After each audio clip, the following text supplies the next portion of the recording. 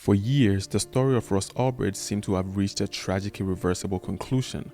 The young man who had built the dark web's most infamous marketplace, Silk Road, had been handed one of the harshest sentences in modern cybercrime history: 2 life terms plus 40 years with no possibility of parole, a punishment so severe that many saw it not just as a sentence, but as a symbol, a message carved in steel meant to echo across the internet: challenge the system and this is what awaits you.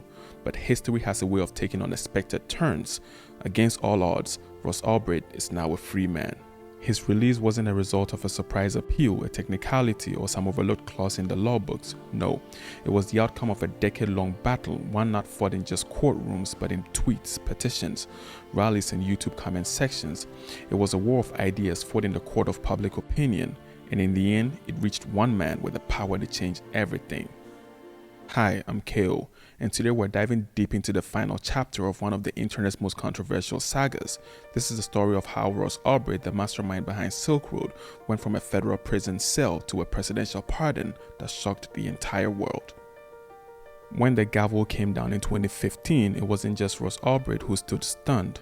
Across the country and soon across the globe, voices began to rise in disbelief. 2 life sentences, plus 40 years, no parole. Even for those who agreed Ross had broken the law, the punishment felt medieval. Out of step, he wasn't a cartel boss, he hadn't pulled the trigger. Yet, he received a longer sentence than many murderers, rapists, and violent gang leaders. To his supporters, Ross was not a kingpin but a libertarian idealist, a coder who dreamed too big, a modern Prometheus who tried to bring fire to the people and got burned by the gods of the state. The first to rise to his defense were libertarians, those who viewed Silk Road not as a criminal den, but as a proof of concept. They argued that Silk Road offered a safer, more accountable marketplace than the violent drug trade it disrupted. Vendors had ratings, buyers left reviews, no drive-bys, no turf wars, just transactions between consenting adults. And at the center of the growing movement was a tireless voice, Lynn Ulbricht, Ross's mother. If Ross was the idealist behind the code, Lynn was the warrior in the spotlight. She traveled across the country speaking at tech conferences, universities, legal forums, anywhere people would listen. Her message was clear. Her son had made mistakes, but his sentence was a grave injustice. She wasn't asking for a pass, she was asking for proportionality. Over the years, thousands rallied to her side. The hashtag #FreeRoss trended. Change.org petitions amassed hundreds of thousands of signatures. Reddit threads dissected the trial, highlighted the flaws, and connected with new audiences. What began as a fringe cause evolved into a national movement, spanning tech libertarians, criminal justice reformers, cryptocurrency enthusiasts, and civil rights advocates. But despite the growing pressure, Ross remained behind bars until an unlikely window of hope opened at the highest level of power. As President Donald Trump's term neared its end in 2020, he began exercising one of the most controversial powers of his office, the presidential pardon. Names like Joe Arpaio, Roger Stone, Michael Flynn, each pardon made headlines, and to many, each decision carried a political weight more than a legal one. So when whispers began that Ross Ulbricht's name had reached the White House, the internet lit up. According to reports, Trump's inner circle, including high-profile libertarian allies and tech billionaires, were lobbying hard for Ross's release. Others pointed to powerful donors and crypto influencers who had framed Ross's story as one of government overreach, a perfect match for Trump's anti-establishment brand. The petition landed on Trump's desk. Ulbricht's name was circulating in pardon discussions alongside others. The Ross camp held its breath. Was this it? But the final list of pardons did not include Ulbricht. The clock struck midnight. Trump left office. The door had slammed shut, or so it seemed. Yet, the fire didn't go out. It burned quietly in forums, continued in rallies, simmered in crypto circles until another election cycle brought that fire roaring back. January 2025, at the beginning of his second term, Donald Trump did what many thought he had only teased the first time. He signed the papers. Ross Ulbricht was officially granted a full presidential pardon. More than 10 years after the FBI yanked his laptop in the San Francisco library, after 10 years of solitary confinement, legal setbacks, and internet activism, Ross walked free.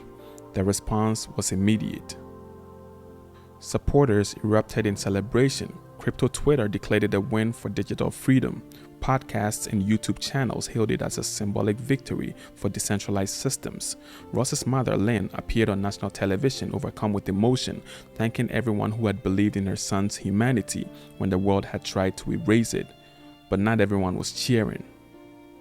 Legal analysts, law enforcement, and drug policy experts raised red flags. Quote, "This sets a dangerous precedent," end quote, one federal prosecutor told CNN. Quote, "What kind of message does this send to the next person who wants to build a darknet marketplace?" End quote. Others pointed out the growing opioid crisis and the rising number of drug-related deaths, wondering aloud how many lives had been touched, directly or indirectly, by Silk Road. The divide was sharp. Was this justice correcting itself or justice abandoning its post? Now that Ross Ulbricht is free, one question looms like a shadow.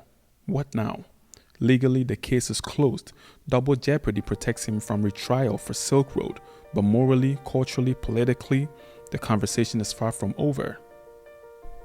Supporters are already positioning Ross as a symbol. They believe his release will reignite conversations around the ethics of digital marketplaces, sentencing reform in nonviolent cases, the role of government in cyberspace, and even broader discussions about internet freedom in the AI age. Some see him becoming a voice for change, a speaker, a writer, maybe even a consultant for ethical tech. But the skeptics aren't going away either. They see this as a test balloon. Will the US government continue to prosecute darknet operators aggressively, or will enforcement start to soften? Because here's the uncomfortable truth: the Silk Road may be gone, but its spirit lives on. In fact, within weeks of the original site's shutdown, dozens of clones had popped up.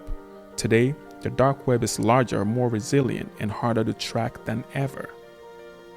Ross Ulbricht may have become a cautionary tale or a folk hero, but the world he helped shape never stopped evolving. And that raises another question. Has he changed too? After spending over a decade behind bars, his 20s gone, his 30s vanished, can Ross reintegrate?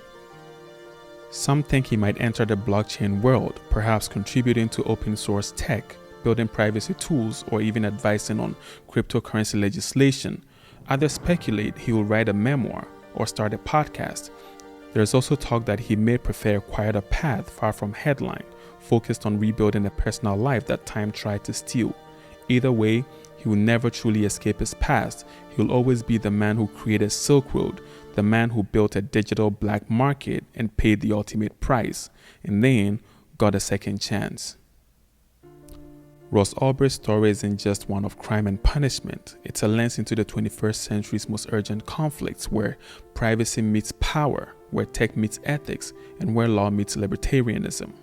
He wasn't the first to question government authority, nor the first to champion decentralization, but he was among the first to scale those ideas, to actually code them into existence. Silk Road wasn't just a website, it was a rebellion, and Ross wasn't punished for what he built, he was punished for what he represented. To some, he's the digital equivalent of a political prisoner, locked up for challenging an outdated system. To others, he's a clever criminal who knew exactly what he was doing and gambled with lives for the sake of a dream. The truth, as always, is probably more complicated.